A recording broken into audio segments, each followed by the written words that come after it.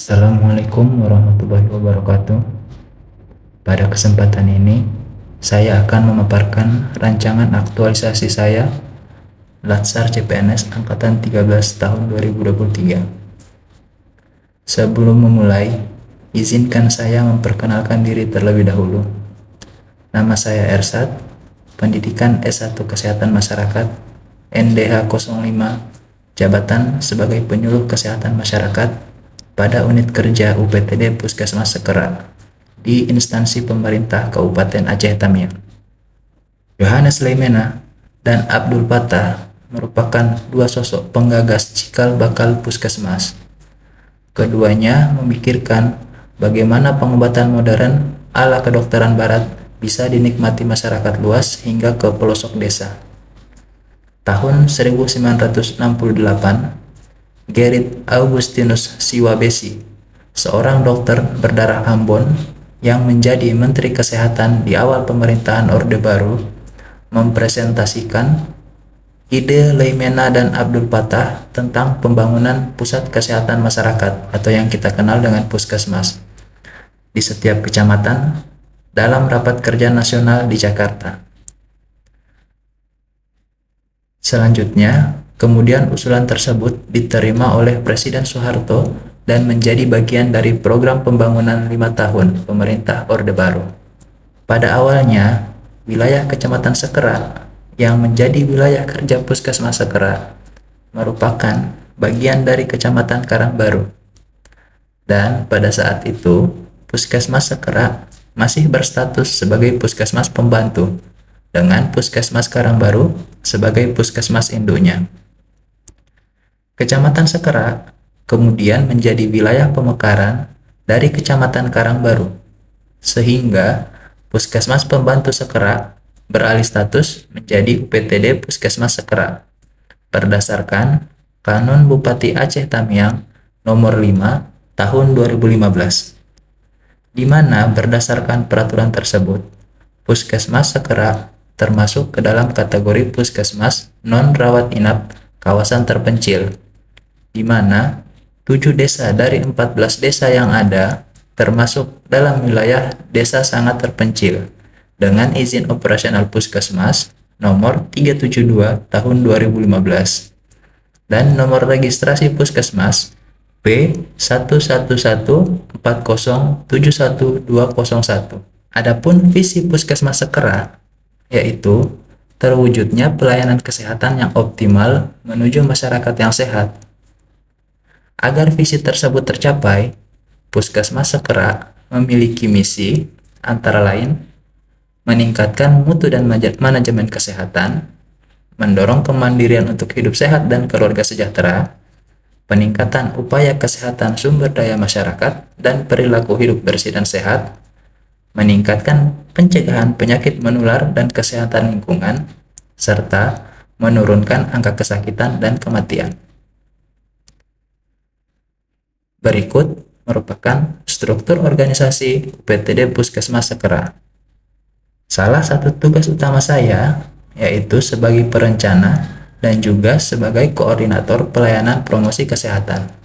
Dalam menjalankan tugas-tugas saya tersebut, tentunya sudah pasti ada isu yang muncul, sehingga perlu dicarikan solusi agar tugas yang dilaksanakan dapat mencapai visi dan misi unit kerja yang telah ditetapkan. Isu itu sendiri merupakan masalah atau perhatian yang muncul di lingkungan kerja yang terjadi baik di dalam maupun di luar instansi yang apabila tidak ditangani secara baik akan memberikan efek negatif terhadap instansi dan berlanjut pada tahap krisis. Maka oleh karena itu, perlu adanya proses identifikasi isu-isu kontemporer yang terjadi di lingkungan kerja untuk dijadikan sebagai bahan dalam mencari solusi untuk pemecahan isu tersebut. Isu-isu tersebut yaitu yang pertama, pelaksanaan survei mawas diri yang belum optimal. Isu kedua, pelaporan posyandu prima yang belum optimal. Dan isu yang ketiga, penerapan KTR di lingkungan UPTD Puskesmas Sekera yang belum optimal. Untuk isu pertama, dalam pelaksanaannya saat ini, SMD menggunakan kuesioner yang diprint di kertas HVS, di mana instrumen tersebut rentan rusak, serta persentase human error-nya pun tinggi, sehingga berdampak pada output yang dihasilkan. Isu ini berkaitan dengan manajemen ASN dan Smart ASN.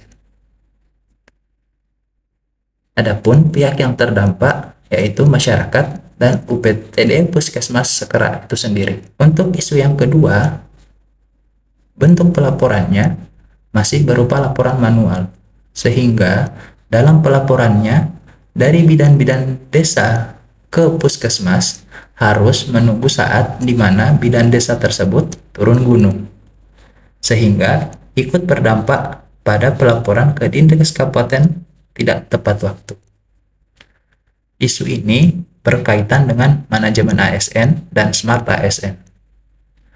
Pihak yang terdampak yaitu petugas Promkes. Untuk isu yang ketiga, masih banyaknya pasien maupun keluarga pasien yang merokok di lingkungan UPTD Puskesmas Sekera.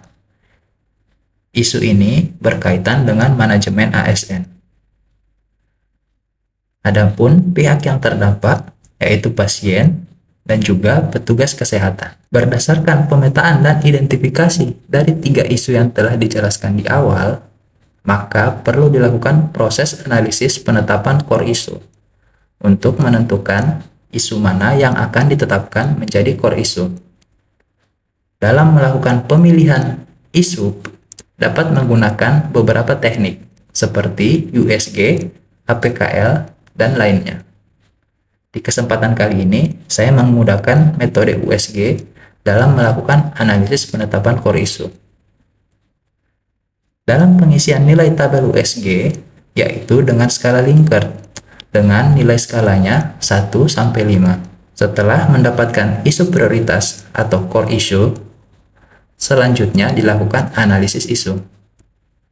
Adapun analisis isu yang saya gunakan adalah dengan menggunakan pendekatan diagram fishbone untuk mengidentifikasi berbagai sebab potensial dari satu efek atau masalah, dan menganalisis masalah tersebut dengan memecah masalah menjadi sejumlah kategori yang berkaitan. Berdasarkan hasil identifikasi penyebab masalah dari faktor manusia, dampak yang dapat ditimbulkan yaitu kesalahan pengisian kuesioner sehingga berujung pada error data.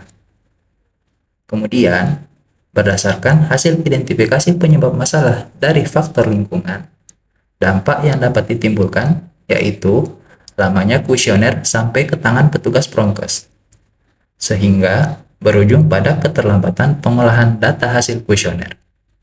Ini dikarenakan akses sulit yang menyebabkan terlambatnya bidan desa turun gunung. Selanjutnya, berdasarkan hasil identifikasi penyebab masalah dari faktor metode, dampak yang dapat ditimbulkan yaitu ketidakefektifan analisis data hasil kuesioner SMD yang mempengaruhi output yang dihasilkan. Setelah mengidentifikasi isu serta menentukan core isu yang ada di unit kerja UPTD Puskesmas Sekera, maka dipilihlah gagasan pemecahan isu berupa digitalisasi pelaksanaan survei mawas diri agar efektif dan efisien. Kemudian, dari gagasan pemecahan isu tersebut, selanjutnya dijabarkan ke dalam 5 kegiatan. Kegiatan pertama, melakukan persiapan kegiatan pembuatan instrumen survei mawas diri digital, di mana kegiatan ini dijabarkan lagi ke dalam tahapan kegiatan berupa berkoordinasi dengan Kepala Puskesmas Sekera selaku pimpinan instansi sekaligus mentor, berkonsultasi dengan Ketua UKM, dan meminta saran serta masukan kepada rekan-rekan UKM. Kegiatan kedua, membuat instrumen survei mawas diri digital berbasis web, di mana kegiatan ini dijabarkan lagi ke dalam tahapan kegiatan berupa meminta arahan mentor, mencari referensi instrumen SMD, sharing dengan rekan kerja yang berpengalaman dalam menggunakan platform Google Form, konsultasi dengan ahli di bidang IT terkait pembuatan Google Form, pembuatan instrumen survei mawas diri digital, melakukan uji coba instrumen, dan melaporkan hasil kepada mentor. Kegiatan ketiga, membuat video tutorial pengisian instrumen survei mawas diri digital berbasis web, di mana kegiatan ini dijabarkan lagi ke dalam tahapan kegiatan berupa meminta arahan mentor, membuat konsep presentasi, membuat video tutorial pengisian instrumen survei mawas diri digital, serta membagikan link video tutorial pengisian instrumen survei mawas diri digital kepada kader. Kegiatan keempat, melaksanakan kegiatan survei mawas diri, di mana kegiatan ini dijabarkan lagi ke dalam tahapan kegiatan berupa meminta arahan mentor, berkoordinasi dengan kader terkait melaksanakan kegiatan survei mawas diri, membagikan link instrumen survei mawas diri digital kepada kader, dan mengisi instrumen survei mawas diri digital. Kegiatan kelima, melakukan evaluasi dan pelaporan kegiatan survei mawas diri, di mana kegiatan ini dijabarkan lagi ke dalam tahapan kegiatan berupa meminta arahan mentor, menyusun hasil kegiatan survei mawas diri, melakukan rekapitulasi hasil kegiatan survei mawas diri, membuat laporan kegiatan, membuat rencana tindak lanjut, dan mengirimkan laporan kegiatan survei mawas diri kepada mentor. Untuk rencana kegiatan aktualisasi, kegiatan pertama akan dilaksanakan pada minggu keempat bulan Juli dan minggu pertama bulan Agustus. Kegiatan kedua akan dilaksanakan pada minggu kedua, ketiga, dan keempat bulan Agustus. Kegiatan ketiga akan dilaksanakan pada minggu pertama dan kedua bulan September. Kegiatan keempat akan dilaksanakan pada minggu ketiga dan keempat bulan September. Dan kegiatan kelima akan dilaksanakan pada minggu pertama dan kedua bulan Oktober. Demikian presentasi rancangan aktualisasi saya. Saya ucapkan terima kasih.